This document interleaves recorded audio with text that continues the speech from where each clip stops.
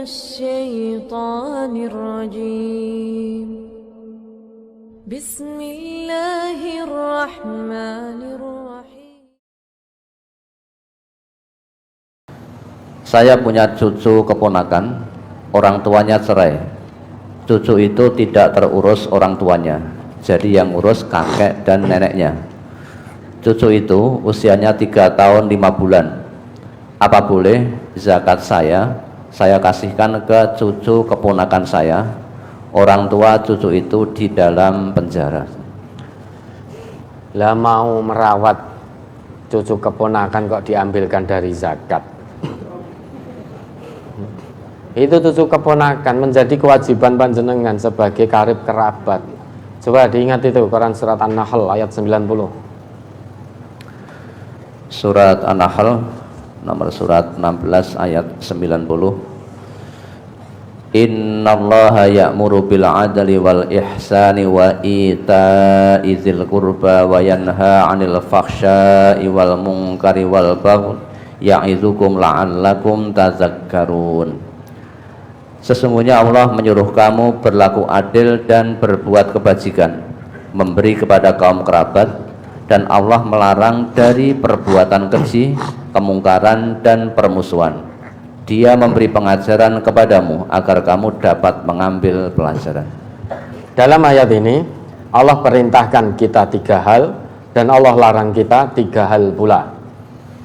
3 hal yang Allah perintahkan, innallaha ya'muru bil 'adli, pertama adil. Innallaha ya'muru bil 'adli wal ihsan, berbuat baik sebaik-baiknya. Ihsan itu perbuatan baik sebaik-baiknya, itu namanya ihsan. Kemudian yang Allah perintahkan hal ketiga, wa ita'idil qurba, memberi karib kerabat. Ya, termasuk cucu keponakan tadi. Karena yang namanya zakat sudah ada salurannya. Menurut Quran surat At-Taubah ayat 60 itu 8 asnaf. Adapun berbuat baik terhadap karib kerabat itu kewajiban kita sebagai seorang mukmin. Nah, kalau bapak mau merawat cucu keponakan tadi, jangan diambilkan dari zakat, karena itu kewajiban jenengan memberi karib kerabat. Dan Allah melarang kita 3 hal, wa yanha 'anil fahsya. Yang pertama al-fahsya, yang dilarang oleh Allah, wal munkar, kemungkaran, wal bagh, permusuhan. Al-baghyu, kalau kita perhatikan susunan ayat itu, masing-masing yang diperintahkan itu berlawanan dengan yang dilarang. Al-adlu, ada al-fahsya, kemudian al-ihsan, kemudian ada al-munkar.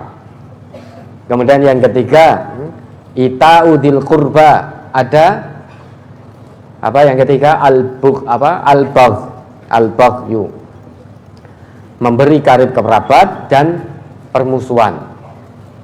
Jadi dipertentangkan oleh Allah, dilawankan langsung. Memberi karib kerabat dilawankan langsung dengan permusuhan. Kenapa? Karena kalau tidak memberi karib kerabat, potensi terjadi permusuhan. Biar permusuhan itu tidak muncul, maka wajib memberi karib kerabat yang membutuhkan pertolongan. Ya'idukum la'allakum tadzakkarun. Hal ini Allah sebutkan, Allah jelaskan pada kita agar kita bisa mengambil pelajaran, bisa berpikir. Allah perintahkan 3 hal, Allah larang 3 hal, ini agar kita berpikir. Maka bapak jangan ambil dari zakat, tetapi itu menjadi kewajiban panjenengan. Untuk lebih pahamnya nanti bisa pula dibuka Quran surat An-Nisa ayat 36 itu. Coba diingat sekalian itu. Itu mudah dipahami. Wa'budullaha wa la tusyriku bihi syai'a wa bil walidaini ihsana wa bidzil qurba wal yatama wal masakin wal jari dzil qurba wal jaril junubi was sahibi bil jambi wa ibnis sabil wa ma malakat aymanukum. Maka diingat An-Nisa 36. Surat An-Nisa nomor surat 4 ayat 36. Wa'budullaha wa la tusyriku bihi syai'a wa bil walidaini ihsana wa bidzil qurba wal yatama wal masakin wal jari dzil qurba wal jaril junubi was sahibi bil jambi wa ibnis sabil wa ma malakat aymanukum innallaha la yuhibbu man kana mukhtalan fakhura. Sembahlah Allah dan janganlah kamu mempersekutukannya dengan sesuatu pun, dan berbuat baiklah kepada dua orang ibu bapak, karib kerabat, anak-anak yatim, orang-orang miskin, tetangga yang dekat dan tetangga yang jauh, teman sejawat, ibnu sabil, dan hamba sahayamu. Sesungguhnya Allah tidak menyukai orang-orang yang sombong dan membangga-banggakan diri. Semua kebaikan yang Allah sebutkan dalam ayat ini semaksimalnya kita lakukan. Salah satunya Allah perintahkan kita untuk berbuat baik kepada karib kerabat. Cucu keponakan tadi termasuk karib kerabat, maka jangan diambilkan dari zakat. Itu menjadi kewajiban bapak, menjadi tanggungan bapak. Kalau bapak tidak melaksanakan itu, ingat, innallaha la yuhibbu man kana mukhtalan fakhura. Sesungguhnya Allah tidak mencintai orang yang sombong lagi membanggakan diri.